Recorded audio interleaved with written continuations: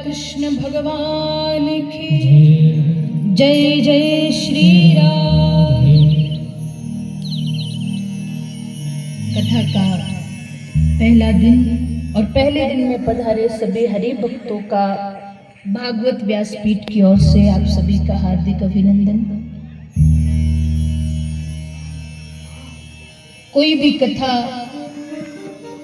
शुरू करने से पहले कीर्तन गाया जाता है। जैसे यहाँ कथा का छठा वर्ष है तो हर बार कोई भी कथा वाचक या कथा वाचिका आते होंगे तो कथा से पहले कीर्तन गाते हैं।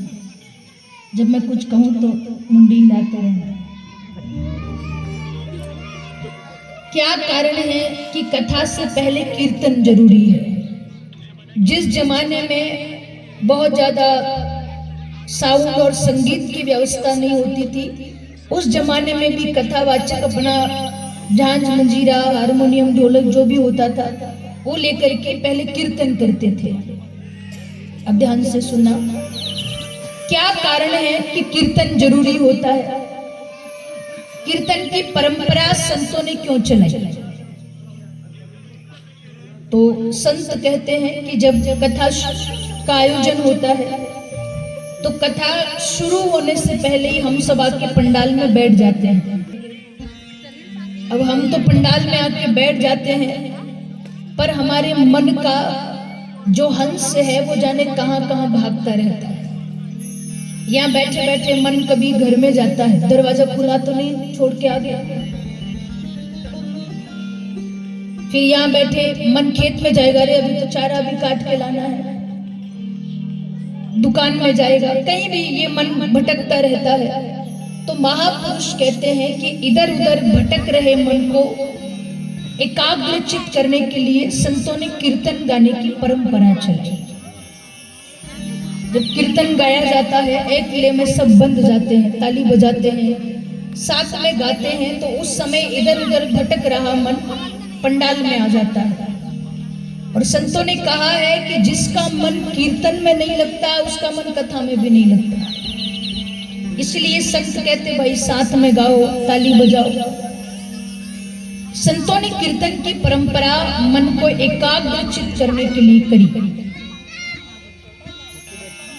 आज जिस कथा का हम शुभारंभ करेंगे उस कथा का नाम है श्रीमद् भागवत महापुराण। और पहला दिन महिमा का दिन होता है, महात्मा का दिन होता है, परिचय का दिन होता है। तो 7 दिन तक जो कथा आप और हम सुनेंगे उस कथा का नाम है श्रीमद् भागवत महापुराण। संतों ने एक उपाधि दी है श्रीमद् भागवत ज्ञान गंगा। अब ये जो नाम है इस नाम का अर्थ क्या है? आगे लिखा है श्री।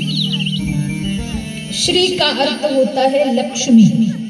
बड़े ध्यान से सुनना। आप कहोगे कि लक्ष्मी का हमारे जीवन में क्या लेना देना? तो आपकी हमारी परिभाषा में लक्ष्मी कहे तो धन। संत कहते हैं कि जो भक्त भगवान के नाम से जुड़ा रहता है, जो भक्त भगवान की कथा से जुड़ा रहता है, उस पर लक्ष्मी मैया की बड़ी कृपा होती है। एक एक शब्द का अर्थ मैं आपको समझाऊंगी। श्री का अर्थ होता है लक्ष्मी। आगे लिखा है मद। मद का अर्थ होता है नशा।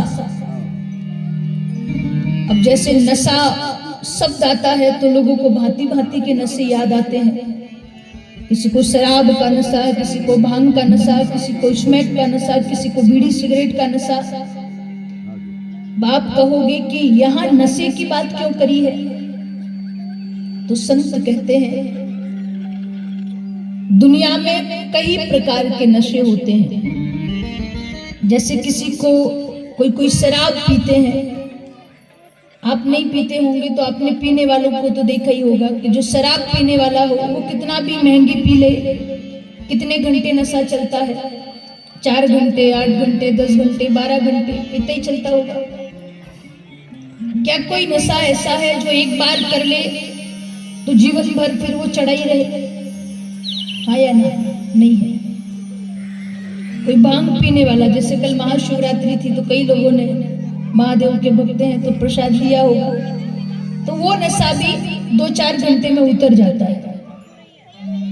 अब आगे बात आती है, किसी किसी को धन का नशा होता है कि मेरे पास बहुत धन है, और उस नशे को कहा जाता है अहंकार। जैसे नशे में व्यक्ति को बहुत ज्यादा सूझबूझ नहीं बनती, ऐसे ही अहंकार में भी व्यक्ति को ज्यादा सूझबूझ नहीं बनती। गांव में हमारी भाषा में कहें तो घमंड, भाई बड़ा घमंड है उसे पैसों का। तो संत कहते हैं कि पैसा जब तक है तब तक नशा है, और पैसा स्थायी नहीं है, चलायमान रहता है। आज कोई धनवान है तो कल निर्धन भी बनता है, तो उतार चढ़ाव जीवन में आते हैं। तो जब तक धन है तब तक धन का नशा रहेगा, जब धन जाएगा तो वो नशा उतर जाएगा। किसी किसी को पद का नशा रहता है कि मेरे पास कुर्सी है, पद है। तो संत कहते हैं कि पद तो सदा ही अस्थायी रहा है, 5 साल, 10 साल, 15 साल में पद जाता है तो पद का नशा उतर जाता है। किसी किसी को परिवार का नशा होता है। तो संत कहते हैं कि हमारा परिवार कितना भी बड़ा होगा, सक्षम होगा, पर रावण के परिवार से बड़ा तो नहीं होगा। एक समय ऐसा आया जब रावण के परिवार का नशा, जो रावण को था कि मेरा इतना बड़ा परिवार है, उसका भी नशा उतर गया। समय अनुसार, परिस्थिति अनुसार दुनिया में सब कुछ बदलता है। आखिर भागवत में कौन से नशे के बारे में लिखा है? तो संत कहते हैं भाई, एक नशा ऐसा भी है जो या तो चढ़ता ही नहीं है, और एक बार अगर चढ़ जाए तो उतारने से उतरता नहीं है। वो नशा कौन सा है? तो महापुरुषों ने कहा, नशे पर नशा शाम को करेगा तो सुबह को उतर जाएगा। कोई भी शाम को करता है सुबह तक उतर जाता है। नशे पर नशा शाम को करेगा तो सुबह को उतर जाएगा। नशे पर नशा सुबह को करेगा तो शाम को उतर जाएगा। अगर नशा ही करना है तो ऐसी नजर मिला मेरे मोहन से, तुम्हारा जीवन सुधर जाएगा, तुम्हारा जीवन संवर जाएगा। इसमें जो मद लिखा है वो हरि भक्ति का मद है। 7 दिन तक हम प्रयास करेंगे कि हरि भक्ति का नशा हम पर भी चढ़े। या तो सहज में चढ़ता नहीं, और चढ़ जाए तो उतारने से भी उतरता नहीं है। श्री अर्थात भक्ति जगेगी, दूसरा अक्षर है गा। भक्ति जगेगी तो सत्य असत्य का ज्ञान पता चलेगा कि सत्य क्या है, मिथ्या क्या है। और जब पता चलेगा कि सत्य हरि भजन जगत सब सपना, तो मन में वैराग्य का भाव जगेगा कि संसार छोड़ दूं, भगवान के भजन में लग जाऊं, बुरे काम करना छोड़ दूं। और मन में जब वैराग्य जगेगा तो त्याग की भावना आएगी। और जब इंसान सांसारिक चीजों का त्याग करके वास्तविक आनंद की ओर आगे बढ़ेगा तो तृण उद्धार हो जाएगा। बात समझ में आ रही? बा से भक्ति, गा से ज्ञान, वा से वैराग्य, ता से तृण उद्धार। आगे लिखा है ज्ञान गंगा। ये कथा क्या है? ज्ञान की गंगा है।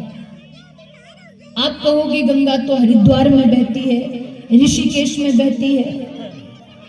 वो गंगा मैया भगवान के वामन अवतार के समय भगवान के चरण के अंगूठे के नाखून से प्रकट हुई, जो गौमुख से लेकर के गंगा सागर तक बहती है।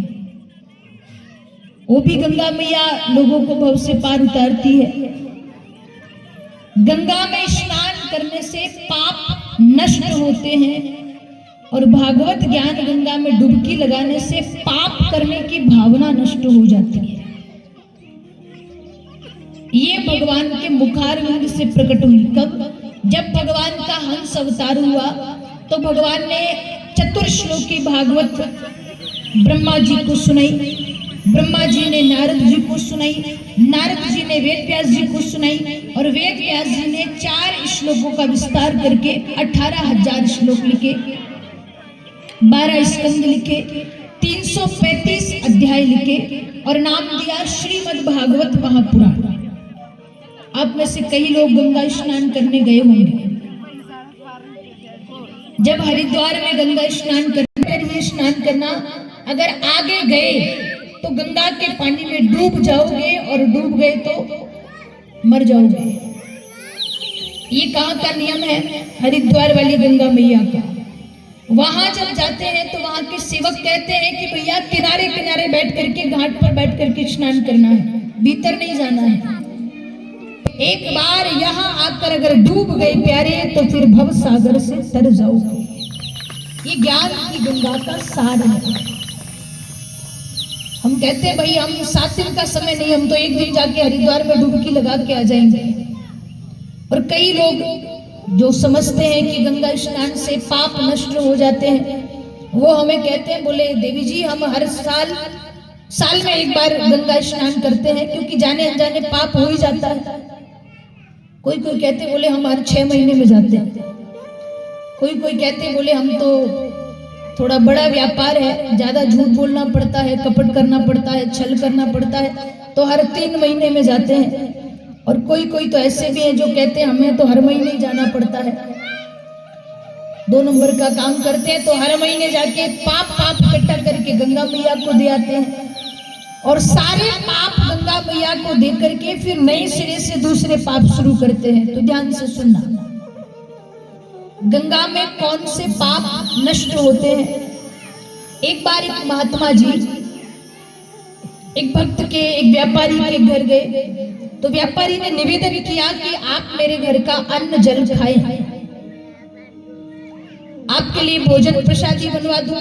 तो महात्मा जी ने कहा कि भाई तुम व्यापार करते हो, दुकान करते हो, झूठ बोलते हो, लोगों को ठगते भी हो, उसका जो पाप लगता है, अगर मैं तेरे घर भोजन करूंगा तो उसका पाप मुझे भी लगेगा, मुझे भी भागीदार बनना पड़ेगा।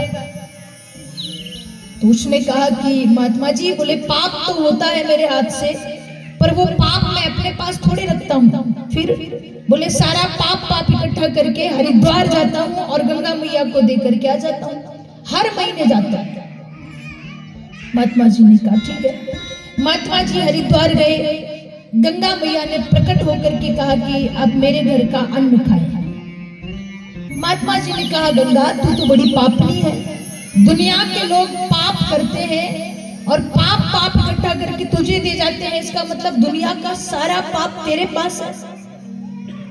गंगा मैया कहती महात्मा जी दुनिया वाले मुझे दे के तो जाते हैं, पर मैं मेरे पास थोड़ी रखती हूँ, मैं तो सारा पाप इकट्ठा करके मेघों को दे देती हूँ और मेघ ले जा करके इंद्र को दे देते हैं। महात्मा जी ने कहा इंद्र तू तो बड़ा पापी है। कैसे? बोले दुनिया के लोग पाप करके गंगा मैया को देते हैं, गंगा मैया मेघों को देती है, मेघ तुझे देते हैं, इसका मतलब है कि सारा पाप तेरे पास है। इंद्र ने कहा बोले गंगा मैया मुझे देती तो है, पर वो पाप मैं अपने पास थोड़ी रखता हूँ, फिर कहाँ जाता है वो पाप? तो गंगा मैया इंद्र को देती है और इंद्र ने कहा कि मैं अपने पास नहीं रखता, जब वर्षा ऋतु आती है, जब चौमासा लगता है, तो जिसका पाप होता है उसी के घर की छत पे जाके बरसा देता हूं। अब आप कहोगे फिर गंगा नहाने का क्या फल मिलेगा? तो संत कहते हैं गंगा स्नान से वो पाप मिटते हैं जो हमने अनजाने में किए हैं, जो जाने अनजाने में हुए हैं, वो गंगा स्नान से पाप नष्ट हो जाते हैं। जानबूझ करके जो पाप हम कर रहे हैं उसका तो भुगतान करना पड़ता है। वहां स्नान करने से पाप नष्ट होते हैं और कथा सुनने से पाप करने की भावना नष्ट होती है। मन करता है अब कभी पाप नहीं करेंगे।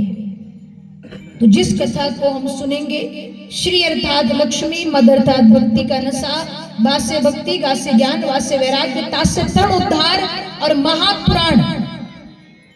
पुराणों में सबसे महान है भागवत महापुराण, ज्ञान की गंगा है भागवत महापुराण। ये भागवत कथा का परिचय है। सबसे पहले नैमिषारण्य तीर्थ में श्री सूत जी महाराज ने सोनक आदि 88,000 ऋषियों को श्रीमद् भागवत कथा का रसास्वादन कराया। नैमिषारण्य तीर्थ उत्तर प्रदेश के सीतापुर जिले में, जहां भगवान के चक्र की नैमिषीर्ण हुई, उस स्थान का नाम है नैमिषारण्य। नैमिषारण्य में सूत जी महाराज ने सोनक जी आदि 88,000 ऋषियों को भागवत कथा सुनाई।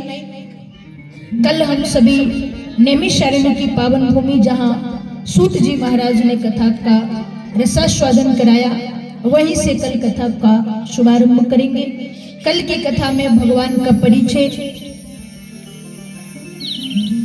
गोकर्ण जी महाराज की कथा, धुंधकारी के मोक्ष की कथा, आगे भागवत के प्रथम स्कंद में नारद जी का पूर्व चरित्र, सुखदेव जी के जन्म की कथा, राजा परीक्षित जी के जन्म की कथा, और समय रहेगा समय अनुसार भागवत कथा के कल प्रथम स्कंद और भागवत महत्व की महिमा को सुनेंगे।